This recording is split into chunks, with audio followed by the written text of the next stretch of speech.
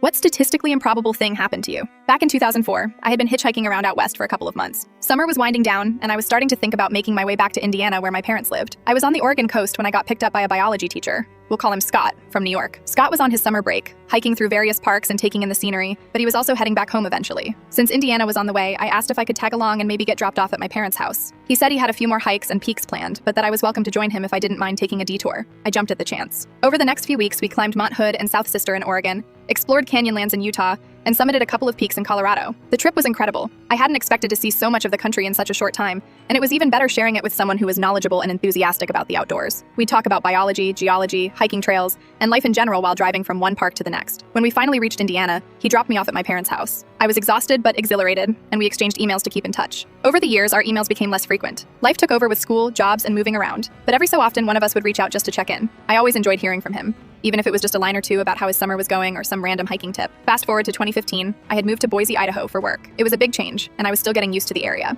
One day in 2016 or 2017, I decided to check that old email account I hardly ever used anymore. Lo and behold, there was an email from Scott. He asked how I was doing and mentioned he had moved out west as well. I replied and told him I was in Boise now, and since email was awkward for back and forth, I gave him my phone number instead. About 30 minutes after sending the email, my phone buzzed with a text from Scott. He sounded genuinely surprised and excited, asking if I wanted to meet up for a beer at Payette Brewery. I was taken aback but told him I couldn't make it immediately, so we agreed to get together later that evening. He sent me his address so I could swing by beforehand to plan. When I typed it into Google Maps, I nearly dropped my phone. Scott lived 3 blocks away from me. 3 blocks. Out of all the places in the country, out of all the towns and neighborhoods, we had ended up living within walking distance of each other, more than a decade after our first trip together. It was such a surreal coincidence that I couldn't even process it at first. That evening, I walked over to his house. Scott greeted me like no time had passed, and it felt like stepping back into 2004, except now we had a city and a decade of life experiences between us. We spent the evening catching up, swapping stories about jobs, relationships, and how life had changed since our cross-country trip. We laughed about the old hikes and the terrible campsite meals, and he showed me some new trails he'd discovered near Boise. Over the next few months, our friendship picked up as if we'd never lost touch. We'd meet for coffee, go hiking on weekends, and even plan a couple of small trips together. It was amazing to have someone in my life who shared those experiences and could remember all the little details. The statistical improbability of living so close after all those years